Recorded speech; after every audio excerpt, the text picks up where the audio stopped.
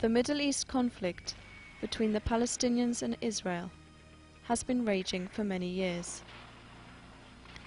Over the years, there were many attempts to negotiate a lasting peace, but all failed. Meanwhile, the toll of human life kept rising. Every year, every day, and sometimes every hour.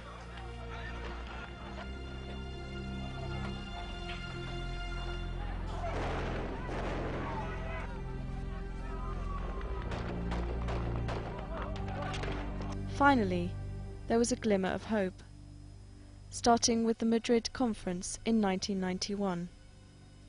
2 years later, in Oslo, Norway, after a long, secret negotiation, an unprecedented declaration of principles was agreed upon, based on the exchange of land for peace.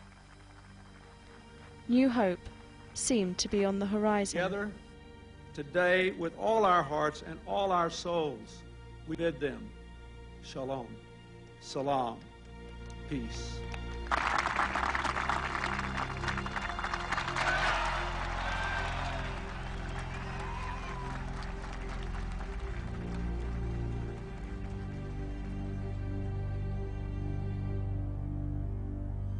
There were many obstacles to peace. The status of 5 million Palestinian refugees scattered throughout the region, the borders between the two sides, and the future control of the borders with neighbouring countries, the sharing of the world's holiest city, Jerusalem.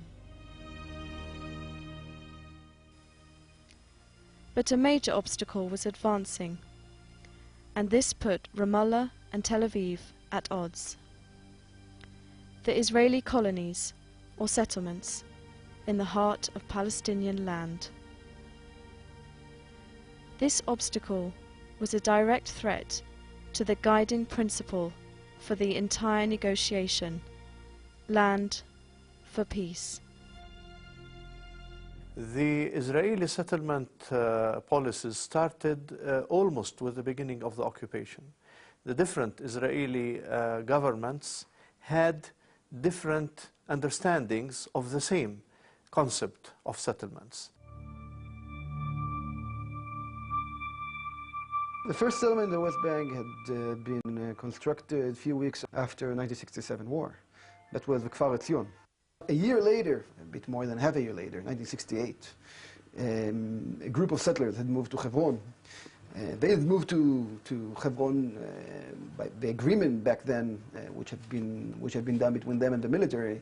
They were supposed to stay in Hebron only for a week and only during the Passover. Within 2 weeks after Israel conquered, already there were plans for settlements. There were plans for what we're going to keep. There were plans of giving Palestinian areas back to Jordan. The Jordanian option was the option of the Labour Party. So that the idea that this is our country, we've now grown our country. Now the trick is, how do we keep it and keep control of the land and make this all the land of Israel, but get rid of the Palestinian population? That, until today, from 1967 until today, remains the essential issue.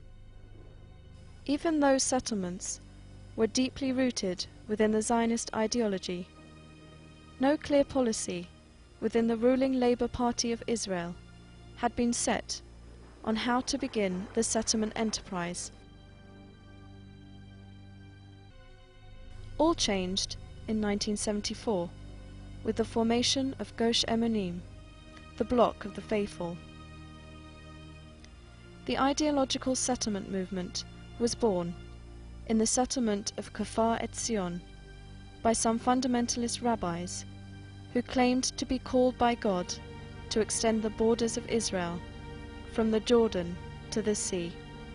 The ideology is that Zionism and the will of God coincide here on the land of Israel. That this land was given to the Jewish people by God, and nobody, no government, no individual has the right to give a piece of this land to anyone besides a Jew.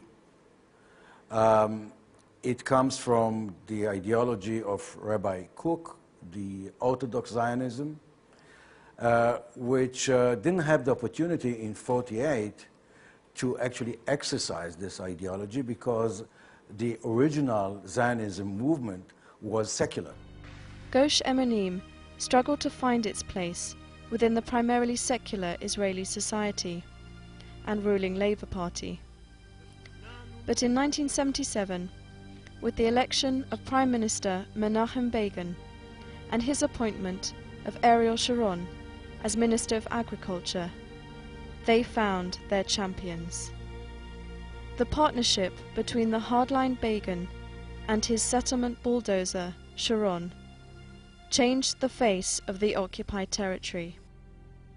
By the time Mr. Begin left office in 1983, more than 100 settlements scattered throughout the occupied territory were now home to the most fundamentalist settlers.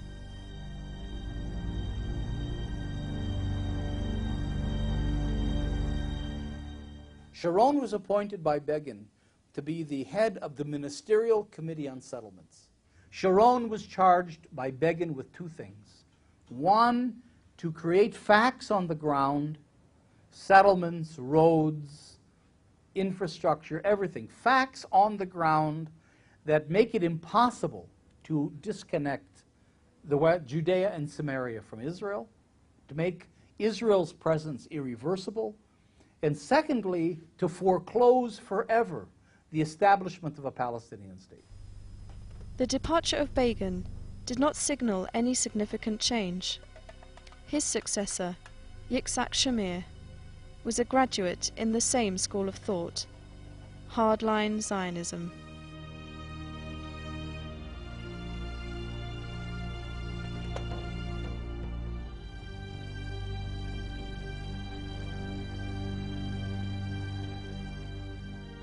In 1983, the Israeli Ministry of Agriculture and the World Zionist Organization published a master plan that called for 43 new settlements, 300 to 450 kilometers of new roads to connect and serve the settlements, and proposed quadrupling the number of settlement residents to 100,000.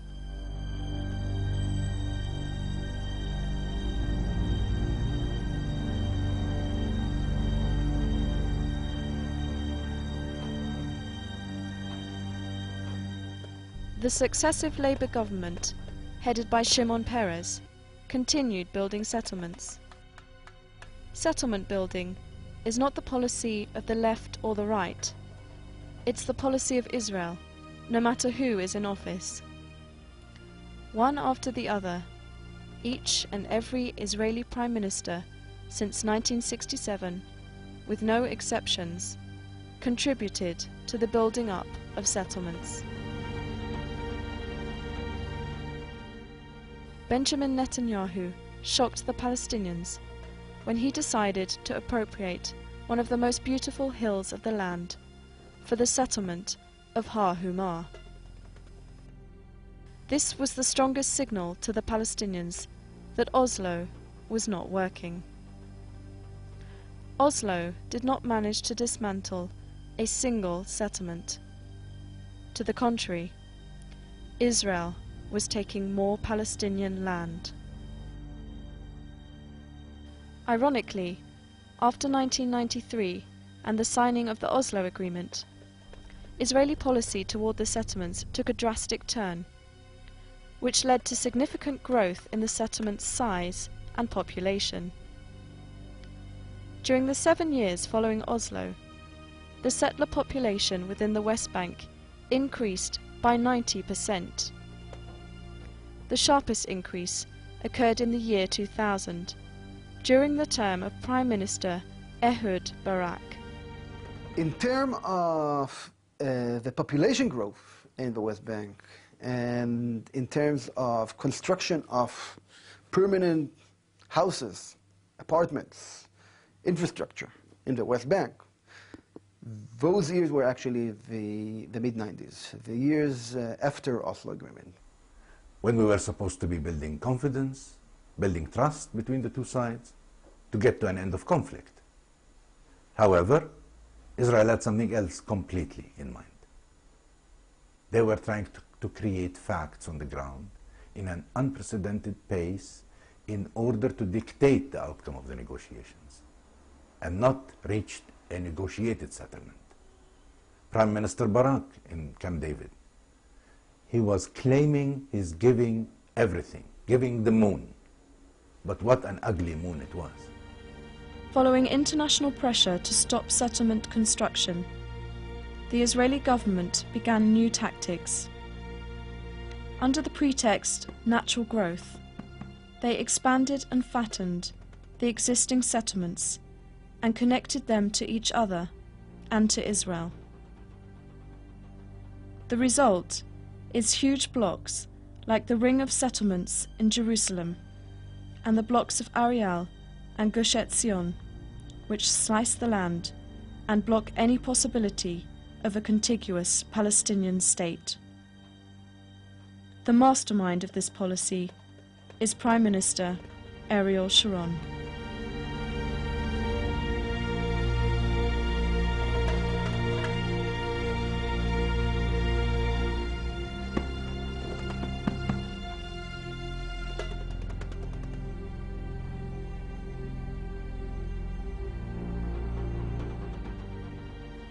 The Israeli settlements started looking like a permanent occupation to the Palestinians. Hundreds of settlements and outposts scattered throughout occupied Palestine make the map of the West Bank look like Swiss cheese. The Israeli policy of creating permanent facts on the ground was working.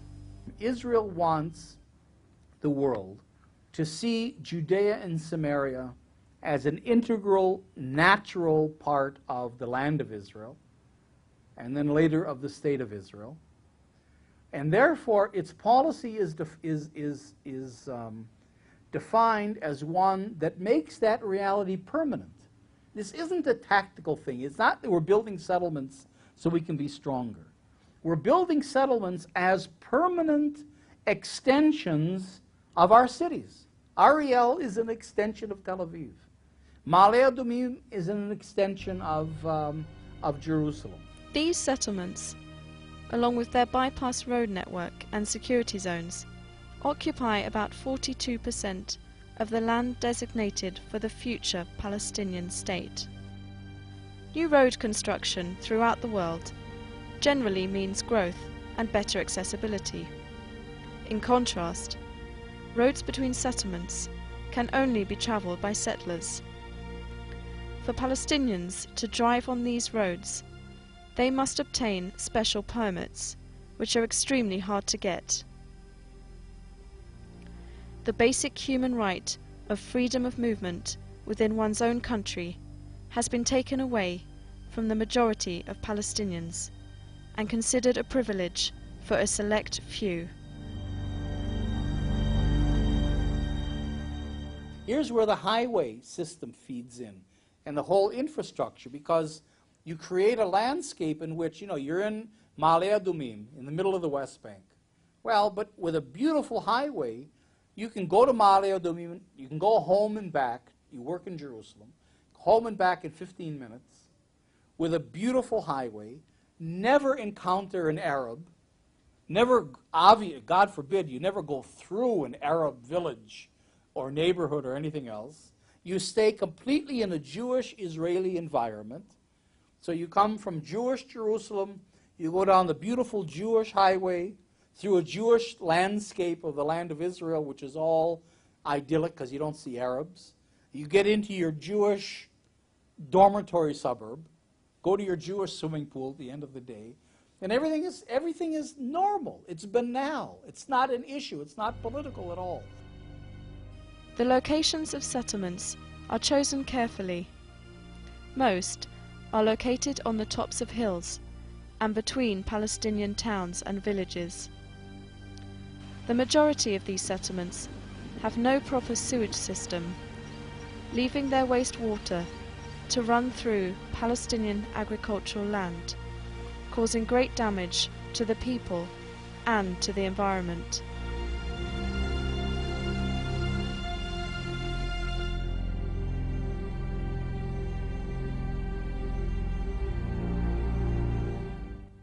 Settlements squander valuable and needed natural resources, especially water. Water is an essential commodity in Palestine. The average consumption per capita in Palestine, in West Bank actually, 140 cubic meter per capita a year, while the average consumption for settlers about 600 cubic meter per capita a year for all purposes. The Palestinians, they pay 4 times more than the Israelis as cost of water in West Bank, while we're using the same resources and the same infrastructure. In other words, we consume 5 times less, but we pay 4 times more. There are now almost 500,000 Jewish settlers in occupied Palestinian territory. Israelis did not stand in line to be residents of the settlements. Residents were recruited, manipulated, and offered many incentives by each successive government of Israel.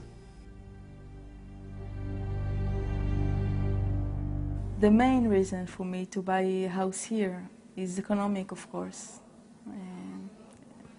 A house like this in Tel Aviv would cost, I think, double price. Also, of course, there are bonuses. There are more things, more reasons to come to live here. The nice neighborhood, it is built nicely. It is quite new. The houses are not old. There is wonderful view, wonderful air, good air. But the main reason, of course, is economic. The government also gives incentives in very good conditions for people who buy houses in the settlements. Most of the people, including my friends, including me a few years ago, as I said, are not aware of this fact, living in occupied territories. And even if they are aware, they would like to forget it, not to think about it. What Israel did, especially Sharon, that was very smart, Sharon saw that there weren't enough ideological settlers. The religious settlers that really see this as the land of Israel and want to conquer it from the Arabs. There are not that many. And he couldn't get masses of Jews into the occupied territories on an ideological basis. So what he did is he disconnected ideology from settlement.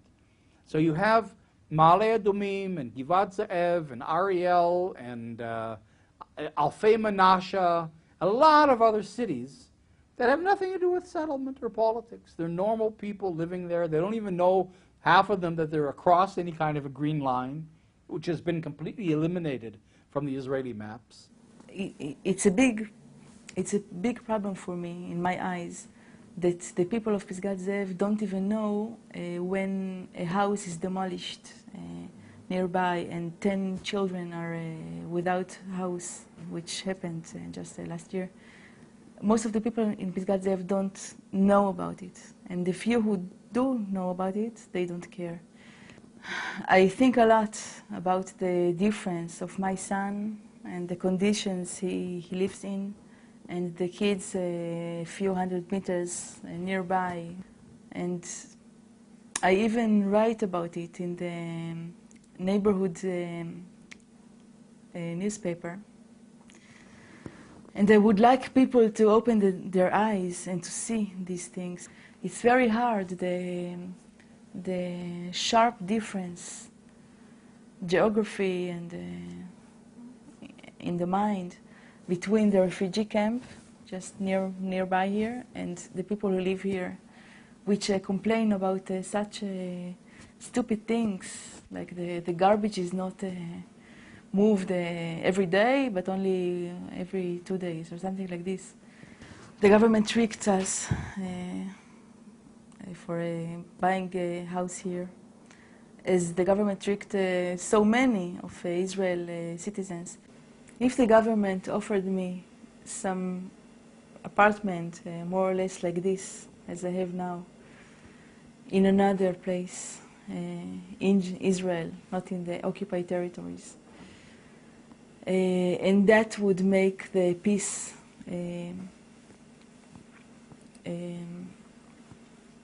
closer, I would leave tomorrow.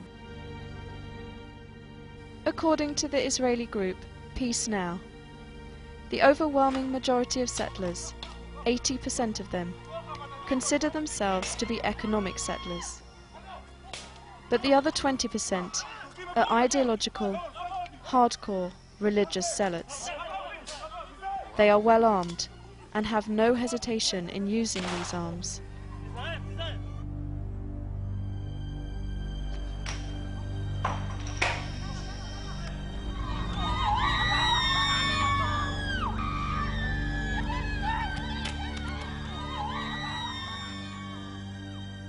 These ideological settlers chose to live deep in heavily populated Palestinian areas, especially the settlers down in Hebron, chose to live deep in Palestinian areas because that's where they would break the Palestinians, that's where they would fragment their contiguity, surround them, lock them into islands, and create these pathways between the settlements and Israel proper. The city of Hebron is now home to the most violent settlers. Hebron is no stranger to violence by the settlers. In 1994, an American-born Jewish doctor entered the Holy Mosque in Hebron and slaughtered 29 Palestinians at prayer.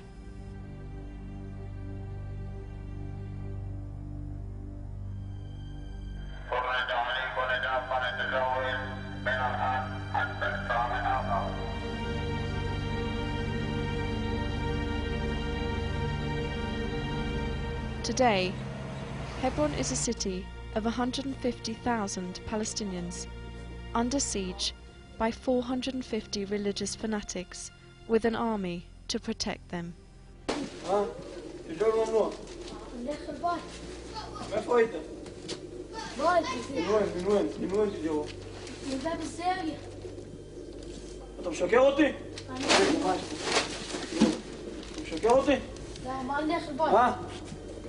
איפה הבית שלך?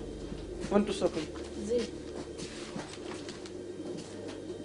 يلا ليش הביתה. In the 1980s, the Hebron settlers decided to venture out of their settlements and move into the city itself.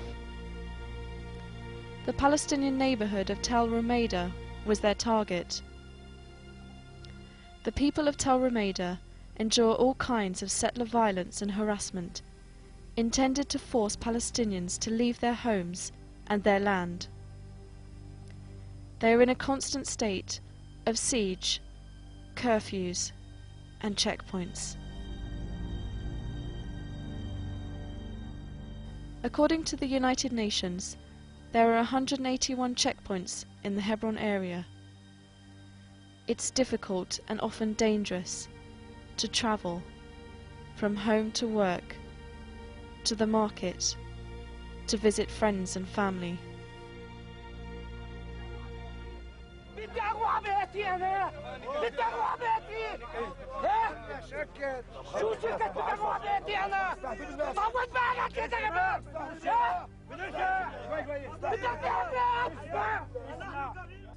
The brutality of the settlers and the occupation that comes with them prompted some former Israeli soldiers to break the silence and speak out to their own society and to the world about their experience in Hebron. We're walking there in streets that only Jews could walk in the streets. A Palestinian couldn't go out of their houses. They were under curfew. And there are certain streets in Hebron that were only for Jews. The street is cleaned from Palestinians. And I remember myself walking in these streets. It was an holiday, a Jewish holiday, and the city was full of thousands of Jews. And we're walking in the middle of a Palestinian city that has 150,000 Palestinians in the city, and all what we see when we're patrolling there is Jews. We didn't see one Palestinian for hours. And I didn't understand what's going on around me, why everything is closed, why it looks like a Jewish city. And when I started to talk with the settlers there, so that the answer I got is that this is the way Hebron should look. As you see here, the playground of my kids. As you see, it's a jail, not playground, but we call it playground because my kids, they play here, and because if they go outside, they will be dangerous. They will be attacked by the settlers, and also by soldiers, they don't care. They play here because if they go outside, they will feel afraid because always they're attacked by stones and by glass bottles. They throw it at the kids when they play at the road, so they should come, and we use this fence to protect them from the stones. Because when we was sit here, also we was attacked by the settlers, and the soldier, they can protect the settlers only. It's our fault, our crime, just because we are a Palestinian, and we did not want to leave this house. The real situation behind the headlines of the newspapers. What I did in Hebron every night, firing grenades into a Busnena neighborhood, that's what the Israeli press called IDF forces returned fire to the source of fire. I don't remember once that I recognized the source of fire.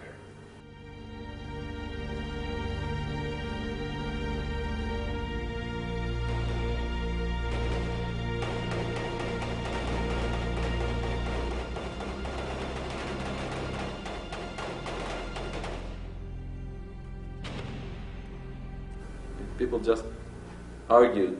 I mean, I want to shoot, no, I want to shoot, no, I want to shoot. And just like stood in a line behind the grenade machine gun in order to shoot the grenades for something like 2,000 meters at Kharat Sheikh. I mean, civilized neighborhood, and you can't see shit. I mean, it's night, and you don't see any snipers, you don't see nothing. You just see buildings, and you feel like it's inside of a computer game.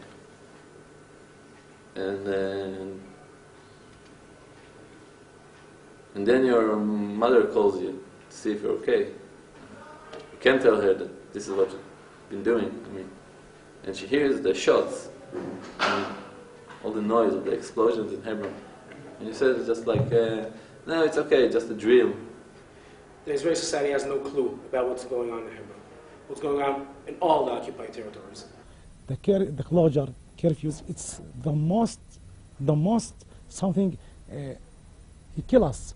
Always we have here a curfew. Any problems in all of Hebron, we have a curfew here. Believe me, if we hear an explosion in London, we have here in Tel Armid, we have a curfew here. The story of the settlers' violence in Hebron is an untold story that most media outlets, including Israeli media, would not dare to cover due to the settlers' hostility towards them.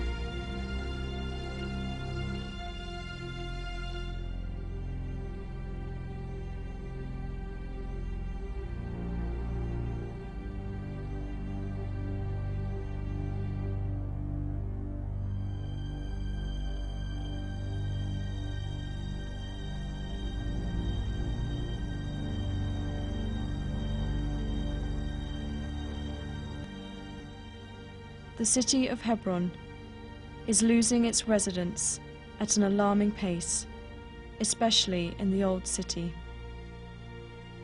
Walking the streets of Hebron, you would think you were walking in a ghost town. Before the settlers invaded, the city was a major tourist attraction due to its holiness for Jews, Christians, and Muslims as the burial place of the patriarchs.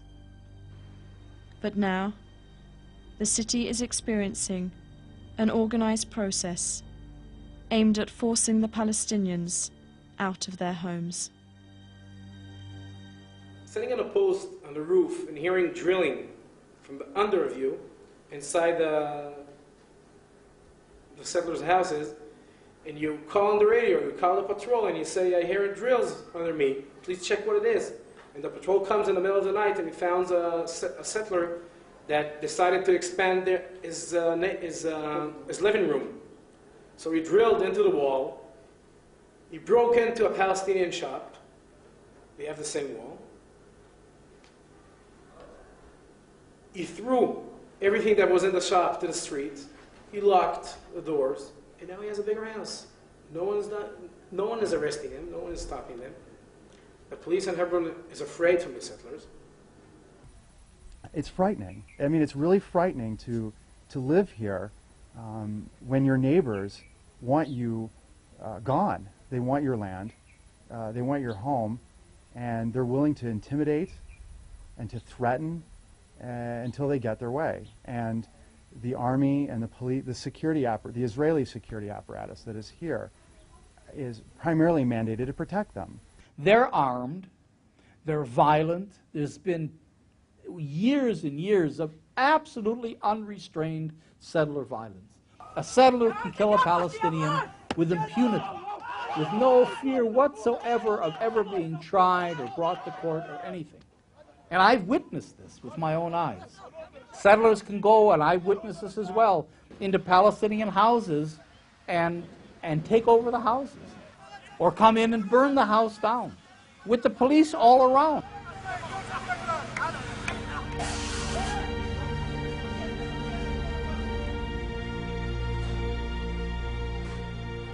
How can you do to other people what was done to you people,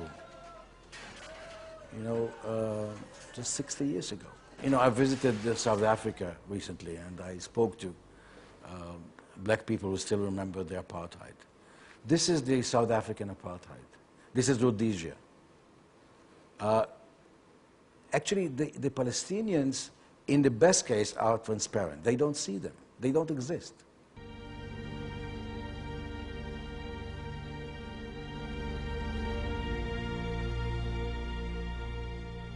The latest chapter of the Israeli policy, and especially that of Prime Minister Ariel Sharon, father of the settlement movement, is in its final installment to create permanent facts on the ground and shape the future of the Palestinian state. In June 2002, Israel decided to encircle the West Bank, including East Jerusalem, with a wall or a fence, depending on who you ask. The International Court of Justice calls it a wall. In some areas, it is indeed a 25-foot-high concrete wall, while in other areas, it is a fence surrounded by razor wire, trenches, patrol roads, and surveillance cameras. Palestinians call it an apartheid wall. Israelis call it a security fence.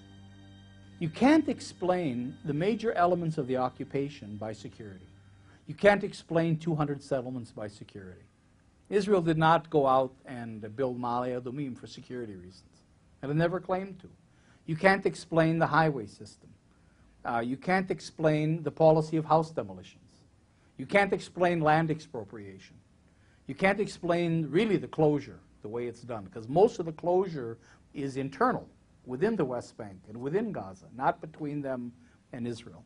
And you can't explain the route of the wall by security. Security simply does not explain these things. Something else is going on.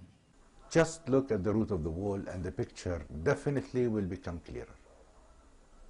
The border between Palestine and Israel, between the Palestinian territories and the Israeli territories, is 315 kilometers long.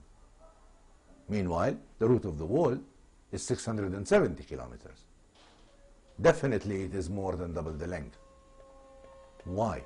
The district of Qalqilia is home to about 100,000 Palestinians and boasts some of the richest agricultural land in the West Bank. But Qalqilia has been walled in, so that Israel can annex the Israeli settlements around the district. Look at what's happened to the city and surrounding villages, how they've been choked, cut off from each other, Palestinian from Palestinian, caged in by surrounding walls and fences, separated from their livelihood, their land. The farmers of Qalqilia have become landless. هذا الجدار برك من نص الأرض قسم الأرض قسمين وكلع كل زيتون وخرب الأرض كلها. الزيتون لما هم يقصوا فيه حامل والأولاد تحت في الشجرة ويعيطوا وإحنا نكون إن شاء الله إن شاء الله ولا هذا رزقتنا ما لناش إشي يعني هناك إلا هالقطعة.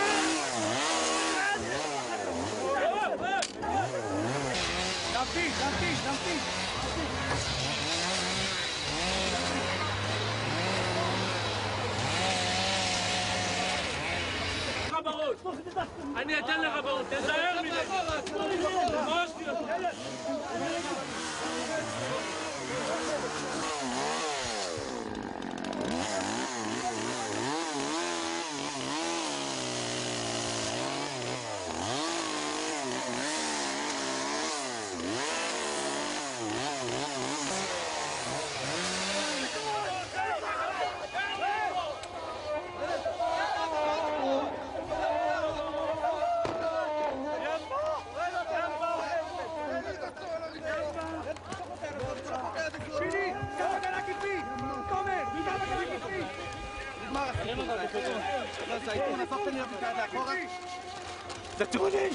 دتولي يابا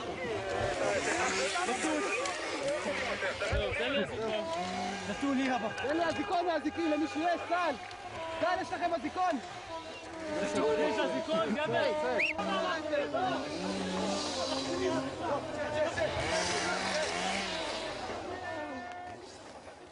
An olive tree takes between 7 to 10 years to bear a fruit. And the Israeli bulldozers uproot it and steal it in a minute. The tree for us as Palestinians is alive. We will keep planting and we will keep on living. The wall, of course, does not stop in Qalqilia. Its path continues 22 kilometers deep inside the West Bank, encircling and annexing the settlement block of Ariel. The Ariel block splits the West Bank into almost two pieces. It creates small enclaves of isolated Palestinian communities and destroys any chance of having a future contiguous state of Palestine. The wall continues its path, encircling and annexing more settlements and more Palestinian land, while devastating many farming communities in its path.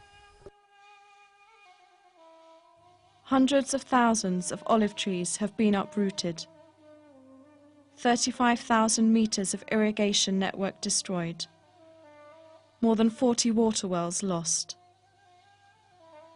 In the path of the wall, there were many trees, many homes, many farms, many people, and every one of them has its own story.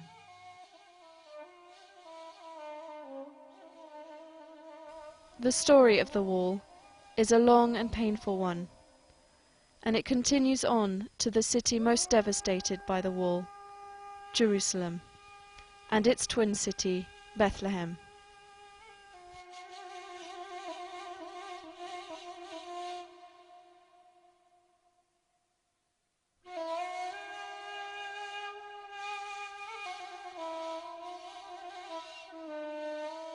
Upon completion of the wall in Jerusalem, tens of thousands of Palestinians will find themselves outside the walls of the city, cut off from their city and their livelihood. By doing this, Israel will have succeeded in changing the demographic makeup of the holy city. It's heartbreaking what's happening in Jerusalem. You know, at the beginning of this year, it took us months to figure out how to send thousands of children to their schools and teachers to their classes. The walls zigzag in and around Jerusalem, Jews in and Palestinians out. Mothers unable to reach hospitals to deliver their babies, children unable to reach their schools, Muslims and Christians unable to reach their holy places to worship. It is a war against our existence that Israel is waging. Settlements and the wall are the tools to achieve their obsession of Judaizing the place. Israel is using its settlements to fragment the Palestinian presence in Jerusalem, to destroy East Jerusalem as a coherent urban and economic entity, and in that way to destroy the economic heart of any Palestinian state. It's like an onion. You have concentric circles of settlements. You have huge settlement cities. You have more Israelis living today in Palestinian East Jerusalem in settlements than you have Palestinians. And here is where Jerusalem is really the heart of the struggle, in a sense. Because without Jerusalem, you don't have a viable Palestinian state. And without the settlements around Jerusalem, Israel can't really control the entire area that it wants to control forever. So Jerusalem is really the key. The town of Jesus has its own story. Israel surrounded Bethlehem with a concrete wall, confiscating half of its land and placing that land on the Israeli side of the wall for the future expansion of the surrounding settlements.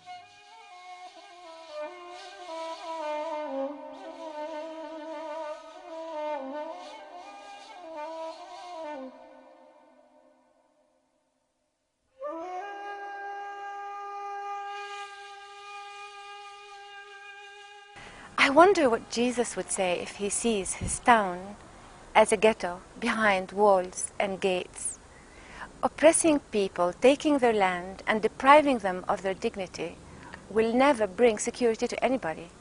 If I have anything to say to our neighbors and to the Jewish people, please do come back to your senses. Think of justice. Justice is not a foreign concept for Jews or for Judaism. Let my people free. The wall snakes south of Bethlehem, encircling and annexing the huge block of settlements, Gush Etzion, and other scattered settlements along the Green Line, the border. Upon the completion of the wall, Israel will have succeeded in annexing more than 80% of its settlers and their settlements into Israel.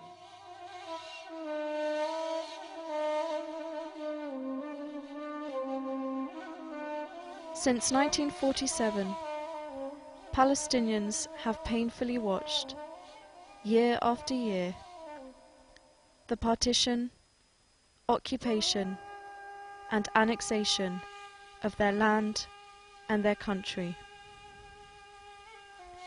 The dream of freedom and statehood is as elusive as ever.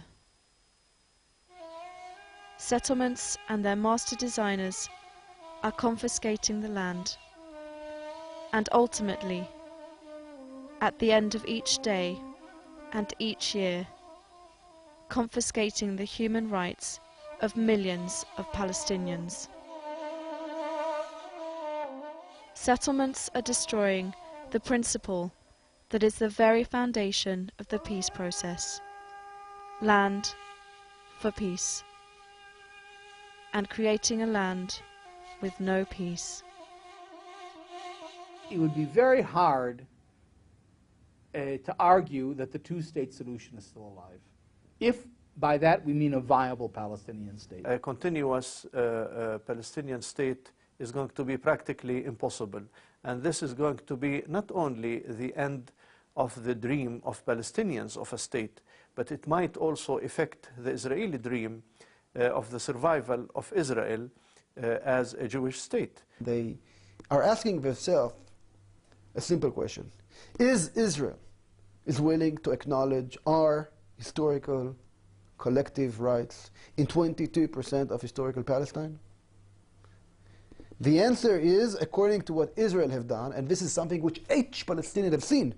If not from his door, then from his window. If not from his window, from his roof. The answer is no.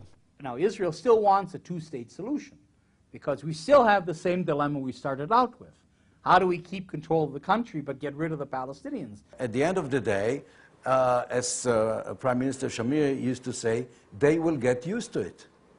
They will get used to the facts on the ground. They could confiscate our land, destroy our homes, uproot our trees, and imprison us. But they will never be able to imprison spirit seeking for freedom. Walls and ghettos will never bring peace. Justice will. In my lifetime, if I get to live long enough, like Shimon Peres, I may be present to celebrate it. But if it won't happen in my lifetime, I'm afraid my children will have to forget about it. I spent a good number of years of my life in Israeli jails. Though I never hurt anybody, never attacked anyone, never even touched a gun. The only crime I ever committed is to dream of freedom and statehood for myself, for my kids. Now, after all those years, the state Sharon has in mind for me and my kids is a bunch of enclaves, cantons, ghettos. It is hard to be optimistic given the circumstances we live under. However, I am. You know, if 70 years ago you would have asked the Jewish people themselves if they ever thought the nightmare of Nazism would be over, they probably would have laughed at you. But Nazism was defeated. And look at Israel now, a strong state, prospering. Now I'm sure Palestinians will be no exception to that. One day we will be free, I have no doubt. Definitely we will be free, no doubt whatsoever.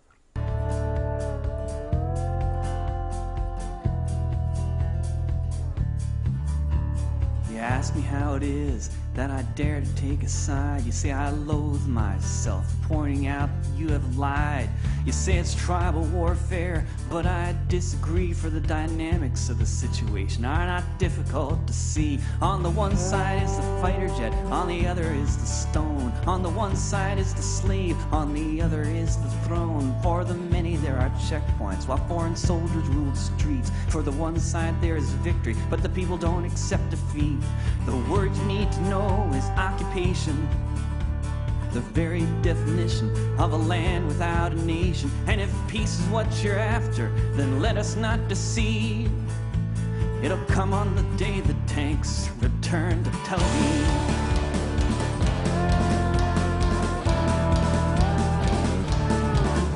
On the one side there is hunger and bulldozed olive trees. On the other is the army, ruling by decrees. Caterpillars maul the streets, destroy whole city blocks, while children swallow shrapnel for the crime of throwing rocks. Fences are erected around the towns they flatten, and Herzl's own fanatics sleep on sheets of satin, and they water their plantations, drilling ever deeper wells, while the displaced children of the hopeless are filled with bullet shells. The word you need to know is occupation,